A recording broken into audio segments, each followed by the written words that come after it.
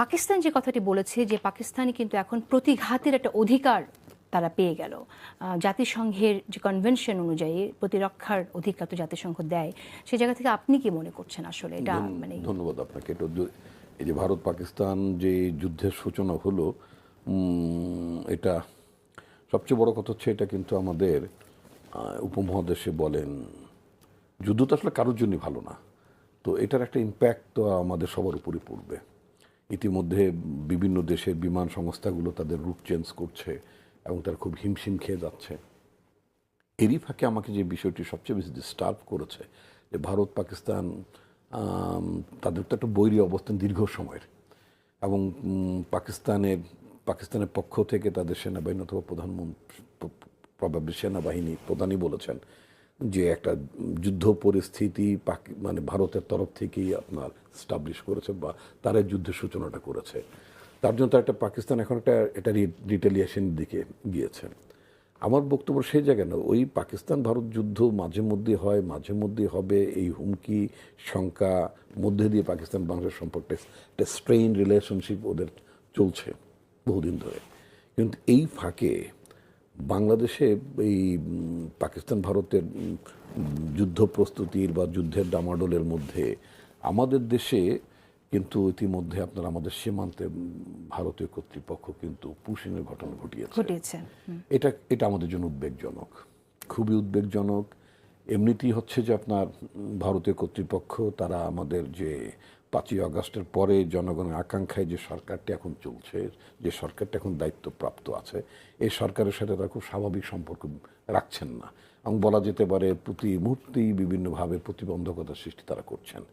এহেন পরিস্থিতি আবার নতুন করে আপনার কিছু রোহিঙ্গা, তাদের আপনার আইডেন্টিফাইড রোহিঙ্গা যারা, তাদেরকে 36 জনের মতো রোহিঙ্গাকে তারা পুশিং করেছেন, এবং কিছু ভারতীয় নাগরিক যাদেরকে বাংলাদেশি বলে চিহ্নিত করে তারা তাদেরকে এখানে পাঠিয়েছে। এই ক্ষেত্রে আমাদের বাংলাদেশের তরফে আমাদের যিনি, শব্দটা তো আমাদের মানে এই কী বলে, এই পোস্টটা বা এই পরিচয়টা আমাদের দেশে খুবই নতুন, হাই রিপ্রেজেন্টেটিভ। তো যাই হোক, উনি এই হাই রিপ্রেজেন্টেটিভ সাহেব এবং পরবর্তীতে উনি বোধহয় ন্যাশনাল সিকিউরিটি অ্যাডভাইজার হয়েছেন।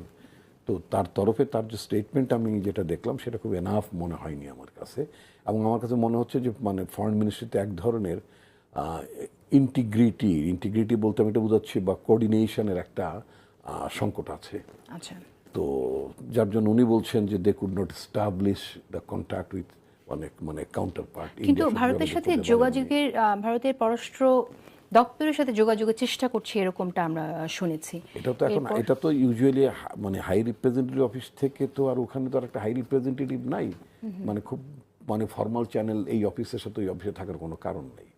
ইয়েস, তাদের একটা ওই ভারতের একটা মানে সিকিউরিটি অ্যাডভাইজার আছে বোধহয় অজিত দোভাল, তার সাথে যোগাযোগ উনি করতেই পারেন।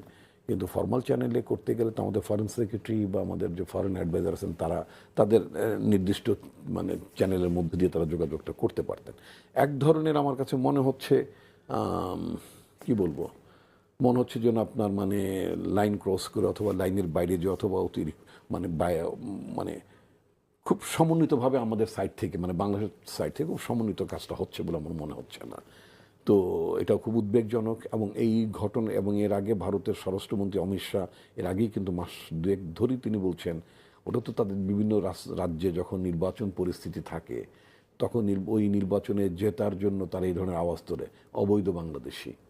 তো ভারতের তুলনায় তো আমাদের বাংলাদেশের লোকেরা তো খুব অর্থনৈতিকভাবে মোটেই খারাপ নেই, যথেষ্ট ভালো আছে। এবং এখানকার যারা মুসলিম সম্প্রদায়ের লোকজন যারা আছেন তারা ভারতে কেন এই ধরনের দাঙ্গা ফ্যাসাদের দেশে এত ঝুঁকির মধ্যে তারা কেনই মানে পরিযায়ী শ্রমিকের কথাও যদি বলি, পৃথিবীতে অনেক দেশ আছে মানে কাজ করার জন্য, Bharat is not the right country ওখানে কাজ করার মতো খুব ভালো ভালো দেশ না। উল্টো ভারতের তো প্রচুর লোকজন আমাদের দেশে কাজ করে।